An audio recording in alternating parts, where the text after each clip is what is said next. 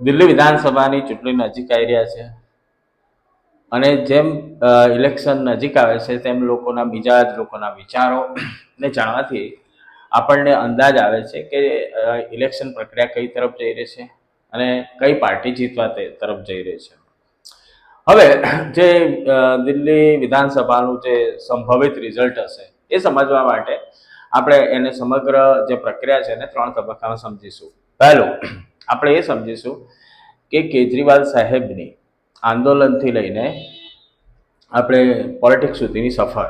બીજું આપણે સમજીશું કે ભાજપ 50+ સીટ કઈ રીતે મેળવી શકે અને આ બધાની વચ્ચે કેજરીવાલ માટે કયા પ્લસ પોઈન્ટ છે, કયા નેગેટિવ પોઈન્ટ છે એ પણ સમજીશું.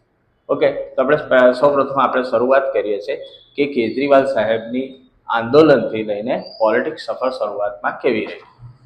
કેજરીવાલ સાહેબ અન્ના હજારેનું ભ્રષ્ટાચાર વિરોધી જે આંદોલન ચાલતું હતું એની સાથે જોડાયેલા હતા. ત્યારબાદ એમને પ્રસિદ્ધિ મળી અને મેં શરૂઆતમાં એ પણ એવું કહેતા હતા કે પોલિટિક્સમાં ક્યારેય નહીં આવું. પછી વિચાર બદલાયો છે, કયા કારણથી ખબર નથી, પરંતુ તે પોલિટિક્સમાં આવ્યા અને એમને પોલિટિક્સ કેરિયરની શરૂઆત દિલ્હીની વિધાનસભાની ચૂંટણીથી થઈ. હવે શરૂઆતમાં એમને એવું કીધું કે ભાઈ અમે રાજનીતિ બદલવા માટે આવ્યા છે, પરંતુ પબ્લિકના વોટ મેળવવા માટે એમને પોતપોતાની બધી પોલિટિક્સ પાર્ટીઓ પોતાની સ્કીમ લાવતી હોય છે. તે પણ ફ્રી વીજળી અને ફ્રી પાણી એ બાબતને આધાર બનાવીને એમને પોલિટિક્સ કેરિયરની શરૂઆત કરી. અને જોવા જેવી વાત એ છે કે એમને ફર્સ્ટ ટાઈમ દિલ્હી વિધાનસભાની ઇલેક્શનમાં જોડાયા અને એમને સફળતા પણ મળી. તો હવે આ સમગ્ર પ્રક્રિયા જે ઇલેક્શનની રહી, જે શરૂઆતથી જોડાયેલા, એમાં વોટના પ્રતિશત કઈ રીતે રહ્યા, કઈ રીતે શું થયું એ આપણે સમજવા પ્રયત્ન કરીશું. આ છે આપણી પાસે ચાર્ટ. હવે કે જ્યારે સુધી 2008ની અંદર કોંગ્રેસને 43 સીટ મળેલી, શીલા દીક્ષિત એ વખતે ચીફ મિનિસ્ટર હતા. હવે બન્યું કેવું કે જ્યારે 2013ની અંદર ફરીથી ઇલેક્શન આવવાનું હતું ત્યારે ઇલેક્શન પ્રક્રિયાની અંદર પોતે કેજરીવાલ જોડાયા. હવે બન્યું કેવું કે 2008ની અંદર કોંગ્રેસને 43 સીટો મળેલી હતી અમને, અને એમના વોટ પ્રતિશત પ્રમાણ જોઈએ તો 40.3 હતું અને ભાજપનું 36.3. ઓકે, હવે શું કે પહેલા કોંગ્રેસને 47 સીટ હતી, એ ડિક્રીઝ થઈને 43 પર આવી. એટલે મુખ્યત્વે દિલ્હી અંદર ફાઇટ કોંગ્રેસ અને ભાજપ વચ્ચે જ હતી. પરંતુ 2013ની અંદર આ પિક્ચર ચેન્જ થઈ ગયું કેજરીવાલ સાહેબના આવવાથી. હવે થયું શું કે જ્યારે ફર્સ્ટ ટાઈમે આવ્યા અને ફર્સ્ટ ટાઈમની અંદર એમની જે સ્કીમ હતી અને એ જે થિયરી પર આવ્યા કે ભાઈ પોલિટિક્સ હવે રાજનીતિ ચેન્જ કરવા આવીશું અને પબ્લિક માટે જે સ્કીમો લાવેલ થયું એનાથી એમને ફાયદો મળ્યો. અને બન્યું કેવું કે દેખો અહીંયા આગળ શું થયું, અહીંયા આગળ જે વોટ પ્રતિશત હતા એમાં કઈ રીતનો બહુ જ મોટો જોલ આવ્યો. દેખો કોંગ્રેસને કેટલી મળેલી હતી 2008ની અંદર, એમના વોટ પ્રતિશત 40.3 અને ડિક્રીઝ થઈને થઈ ગયા સીધા 24.5. હવે સમજો ભાજપના પણ ડિક્રીઝ થયા 3.4. ઓકે, 3.4 જ ખાલી ડિક્રીઝ થયા. હવે જોવા જેવી વાત શું છે કે ફર્સ્ટ ટાઈમ એ ઇલેક્શનમાં આવ્યા અને અહીં આગળ સૌથી મોટો લોસ કોને થયો, તો લોસ થયો કોંગ્રેસને, બહુ જ મોટો લોસ થયો. અને અહીં આગળ દેખો ભાજપને કેટલી મળી, 32 સીટો મળી અને 28 સીટ કેજરીવાલ સાહેબને મળી. હવે સ્વાભાવિક છે કે કેજરીવાલ સાહેબ તે વખતે પણ સરકાર તો બનાવી શકે એવા નહોતા, પરંતુ એ વખતે કોંગ્રેસ જે સૌથી મોટી કોંગ્રેસની જે મિસ્ટેક એની હતી કે એમને શું કર્યું કે ભાજપ સત્તા પર ના આવે એટલા માટે બિનશરતી ટેકો એમને આપ્યો. અને આ કોંગ્રેસની સૌથી મેજર ભૂલ હતી, કારણ કે એની પહેલા ફાઇટ આ બે પાર્ટી વચ્ચે જ હતી. અને આના કારણે શું કર્યું કે કોંગ્રેસે આમ આદમી પાર્ટીને સમર્થન કર્યું અને સમર્થન કર્યું એટલે એમ કહેવાય કે એનો વીક પોઈન્ટ કહેવાય. એનાથી ઓલઠાનું એમને શું સ્ટ્રેન્થ આપી દીધી આમ આદમી પાર્ટીને. સ્વાભાવિક છે સરકાર ચાલવાની નહોતી, કોઈ કેજરીવાલ માટે તો આ એક વરદાન સાબિત થયું. હવે કેજરીવાલ પછી સરકાર બહુ ટકી નહીં, ફરીથી ઇલેક્શનની નોબત આવી. પણ કેજરીવાલે પબ્લિકને અંદર શું થયું કે પબ્લિકને એવું થયું હવે દેખો આ 32 સીટ ભાજપને મળી, બરાબર, એ મળવાનું કારણ પણ શું થયું કે 2014માં બધાને ખબર છે લોકસભાની ચૂંટણી થઈને વખતે જે મોદી વેવ્સ કહેવાયું હતું એના કારણે. પણ એવું પણ નથી કે સીધું આમ આદમી પાર્ટી સીધી સત્તામાં આવી ગઈ. હવે એના પછી જો સમજવાની શું પછી જે 2015ની ચૂંટણી આવી, પબ્લિક અંદર પણ એવું થયું કે ભાઈ આ વ્યક્તિ ખરેખર કંઈક સારું કંઈક ચેન્જ કરવા લાગે, રાજનીતિ પણ બદલવા માંગતા હશે. એટલે ફરીથી જે ઇલેક્શન આવ્યું એ બહુ જોરદાર થયું. હવે દેખીએ ચલો એના પછી 2015માં ચૂંટણી આવી. 2015માં જે કોંગ્રેસને જે 24.5 એટલે પબ્લિકે એક્ઝેક્ટ ક્યાં માર કર્યો તો પબ્લિકે જે સમગ્ર કોંગ્રેસના જે વોટ હતા ને તોડ્યા અને એ બધા સ્વીપ ક્યાં થયા? આમ આદમી પાર્ટીમાં. તો કોંગ્રેસના 24.5 જે હતા એમાંથી સીધા ડિક્રીઝ થઈને 9.6 થઈ ગયા. હવે જોવા જેવી વાત છે કે ભાજપના વોટ પ્રતિશતમાં કોઈ બહુ લોસ નથી થયો, 0.8 જેટલો જ થયો. પણ હવે જો શું થયું, જો ઇક્વેશન્સ કેવી ચેન્જ થઈ ગઈ. ભાજપના વોટ પ્રતિશત જો અહીંયા દરમિયાન ડિક્રીઝ થયેલા છે, આમાં તો બહુ જ ઓછા ડિક્રીઝ થયા. આમાં 33.07 હતા અને 32.1 જ છે. એ વખતે એમાં 32 સીટ મળેલી, કારણ કે એ વખતે શરૂઆતમાં કોંગ્રેસ પર મજબૂતીથી લડેલું. શરૂઆતમાં એટલે એવું એક બાબત અહીંયા સાબિતી થાય છે કે કોઈ પણ વોટ એકદમ સ્વિફ્ટ નથી થતા, પણ પછી કોઈ ચોક્કસ મજબૂત રીઝન મળે છે એના કારણે કે હવે એ લોકો એવું વિચારતા હતા કે એક પાર્ટીને જ સમગ્ર પ્રક્રિયાથી જીતાય અને સારી રીતે કામ થાય. એનું પરિણામ આવ્યું કે આમ આદમી પાર્ટીને 67 સીટો મળી, કોઈ વિપક્ષ જ નહીં. તો સારું કે આ તો ભાજપને 3 સીટો મળી ગઈ. હવે એ વખતે તો તમને જાણવાનું જે ચીફ મિનિસ્ટરનો ચહેરો પણ હતો, કિરણ બેદી, આઈપીએસ ઓફિસર. હવે દેખો 54.3% વોટ. પણ એ કોના, એ તો જોવા જેવી વસ્તુ છે કે ભાજપમાંથી ડિક્રીઝ નહીં થાય, ભાજપ યથાવત રહ્યું, એના જે વોટ બેંક છે સ્ટેબલ રહી. પરંતુ કોંગ્રેસની વોટ બેંક અહીંયા ટ્રાન્સફર થઈ ગઈ. હવે આમાં આગળ સમજીશું કે શું એનાથી બન્યું. હવે શું થયું કે ભાજપ માટે જે વોટ બેંક સ્ટેબલ રહી, પણ આમ આદમી પાર્ટી માટે શું થયું કે એવું બિલીવ કરવા લાગ્યા લોકો, પોતે કેજરીવાલ ખુદ પણ સાબિત એવું બિલીવ કરવા લાગ્યા કે ભાઈ પબ્લિક મારી ફેવરમાં બહુ છે અને એક રાષ્ટ્રીય નેતા બનવા નીકળ્યા. નો ડાઉટ જો કેજરીવાલ સાહેબે ફર્સ્ટ પોઈન્ટ, ચલો એ તો પોઈન્ટ પછી સમજીશું કે શું છે, પણ પહેલા સમજી લઈએ કે પછી ફરીથી 2020માં ઇલેક્શન આવ્યું. 2020માં ઇલેક્શન આવ્યું ત્યારે પણ ફરીથી આમાં વોટ પ્રતિશત થોડો ઘટ્યા છે, 1% જેટલું. અને એ વખતે ફરીથી આમ આદમી પાર્ટીને 62 વોટ મળ્યા. ભાજપના વોટ, જો કોંગ્રેસના ફરીથી ડિક્રીઝ થયા, એ વોટ પાછા ક્યાં શિફ્ટ થયા? શિફ્ટ તો નહીં થયા, એટલે ભાજપને મળ્યા છે. જો આ ઉલટાના આમ આદમી પાર્ટીના થોડા ડિક્રીઝ, પણ ભાજપ માટે આ વોટ પ્રતિશત થોડા વધ્યા અને સીટો પણ વધી. ઓકે, હવે આ પોઈન્ટ સમજીશું કે ભાજપ કઈ રીતે 50+ સીટ મેળવી શકે છે. બરાબર, તો ફર્સ્ટ અહીંયા સમજીએ. જો ભાજપ માટે 50+ સીટ મેળવી બહુ ઈઝી છે. હવે કઈ રીતે મળી શકે કે માની લો કે અહીંયા આગળ જે આ વોટ, સમજી લો કે આની અંદર જે આમ આદમી પાર્ટીના 54.3 છે, એમાંથી 53.5 થયેલા છે.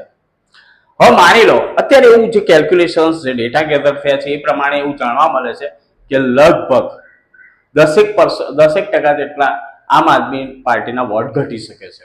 અને 10% જેટલા વોટ જો ઘટે અહીંયાથી, તો એના વોટ કેટલા થઈ જાય અહીંયા આગળ? 4.43. અને જો આ 10% વોટમાંથી માનો કે કોંગ્રેસ પાસે 2% વોટ, 2+ જેટલા વોટ ટ્રાન્સફર થાય અને બાકીના 8% વોટ અહીંયા ટ્રાન્સફર થાય, તો એના વોટ પ્રતિશત કેટલા થઈ જશે? ભાજપના 46.5 જેટલા.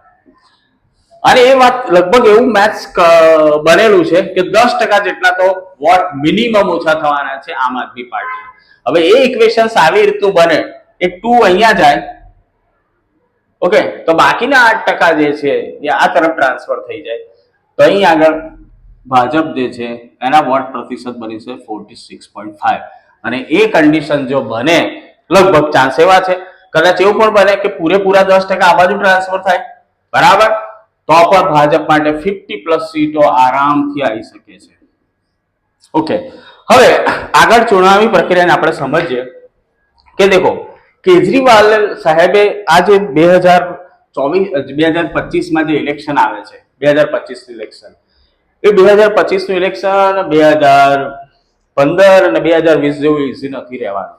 2020માં પણ લગભગ એવું કહી શકાય, ભલે એમને સીટો મળી પણ એ પણ બહુ ટફ જ ફાઇટ હતી, પણ મળી ગઈ સીટો. ઓકે, હવે 2025માં લગભગ જે ડેટા બધા ગેધર થઈ રહ્યા છે, સ્ટેટિસ્ટિક જો સમજવામાં આવે તો કેજરીવાલ સાહેબ માટે આ ઇલેક્શન ટફ તો છે.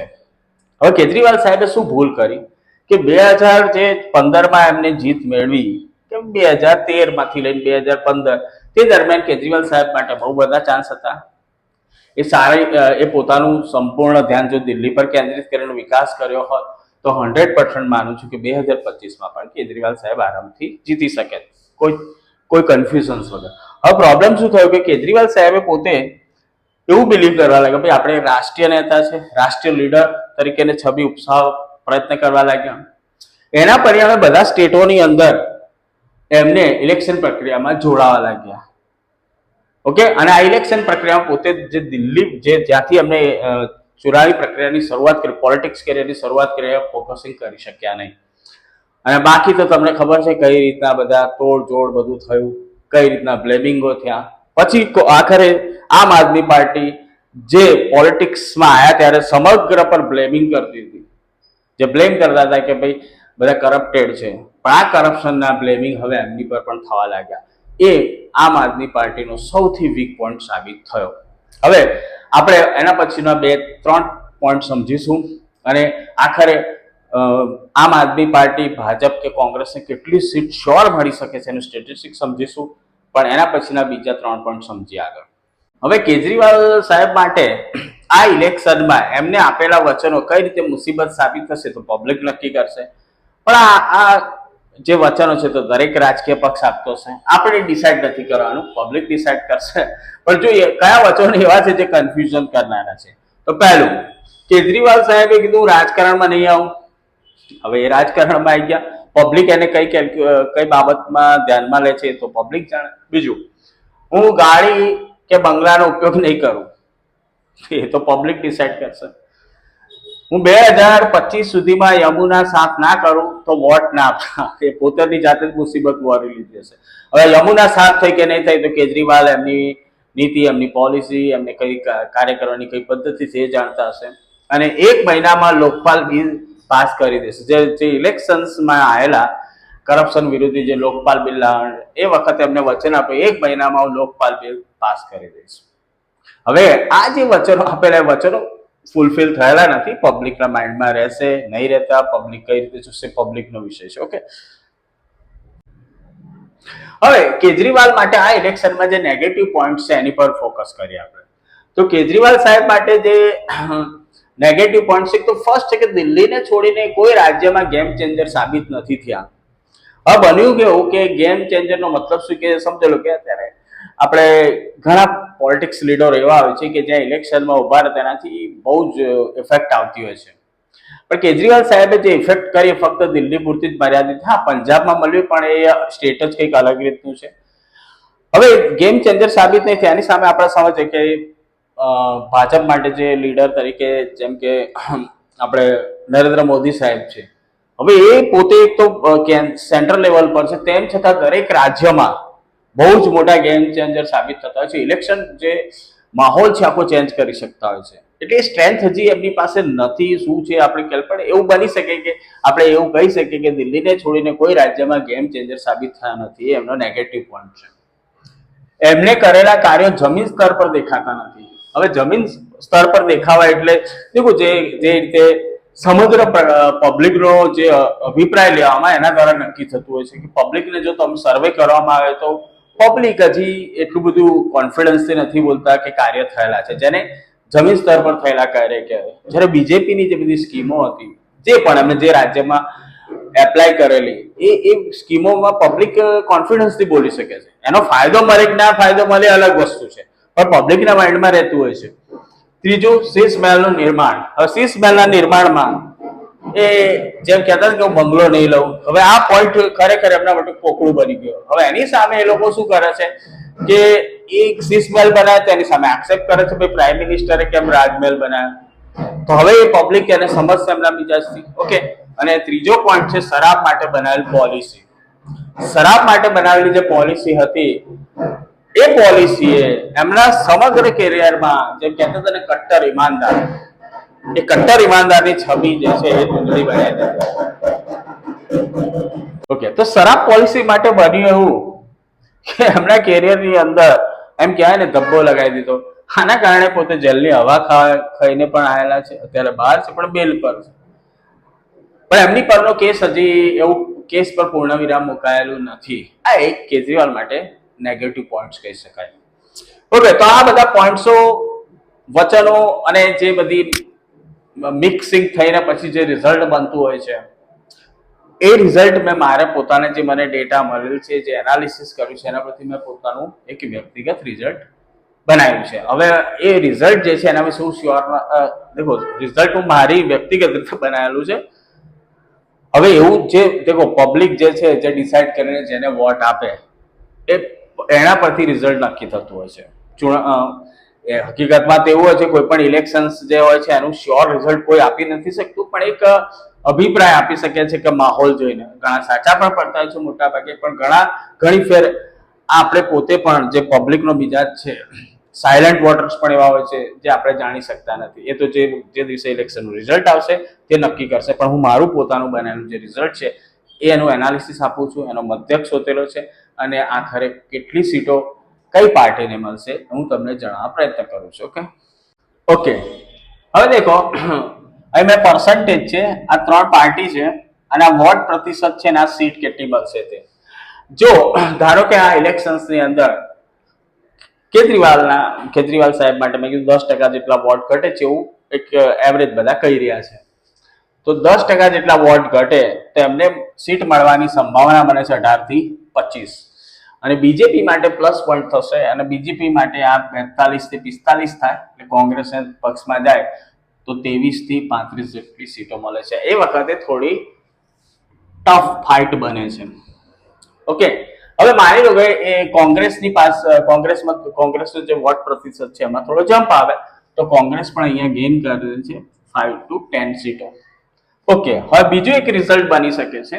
એ રિઝલ્ટની અંદર અહીં આગળ પર્સન્ટેજ લખેલા નથી, પણ પર્સન્ટેજ જે આમ આદમી પાર્ટીના જે છે એ હું તમને કહી દઉં.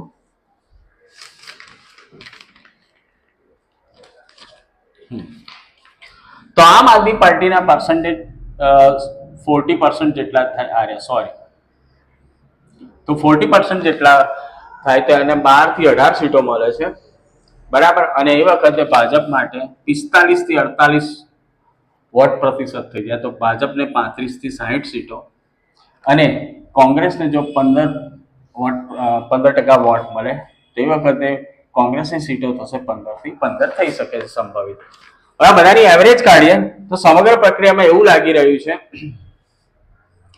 કે આમ આદમી પાર્ટી જે છે એને 18 સીટો મળે છે, ભાજપને 42 સીટો મળે છે, અને કોંગ્રેસને 9 થી 10. તો આપણું ફાઇનલ રિઝલ્ટ છે કે આખરે જો સમગ્ર ચુનાવી પ્રક્રિયાને આપણે સમજીએ, 3 અલગ અલગ ડિસિઝન છે, તો આમ આદમી પાર્ટીને જે રીતે ધારણા બંધે છે એ રીતે ગણીએ તો આમ આદમી પાર્ટીને 18 સીટો મળે છે, ભાજપને 42 અને કોંગ્રેસને 9 થી 10 સીટો. એટલે અહીંયા ભાજપ અને કોંગ્રેસ બે ગેઇન કરતી દેખાય છે, જ્યારે આમ આદમી પાર્ટી અહીંયા લોસ કરતી દેખાય છે. ઓકે, આ તો મારો નિર્ણય હતો, મારે પોતાનું જે અનુમાન છે, મારી પાસે જે ડેટા છે એના દ્વારા મેં મારા જણાવ્યું કે શું રિઝલ્ટ આવી શકે છે. બાકી વાસ્તવિક રિઝલ્ટ તો જે દિવસે પરિણામ આપશે ત્યારે આપણે સૌ દેખીશું. ઓકે, જય હિન્દ, જય ભારત. જો વિડીયો તમને સારો લાગે, એનાલિસિસ સારું લાગે તો લાઈક કરો, સબસ્ક્રાઇબ કરો, જેથી કરીને ફરીથી પણ આ બીજા એનાલિસિસ ઇલેક્શન વિશેના આપી શકું છું.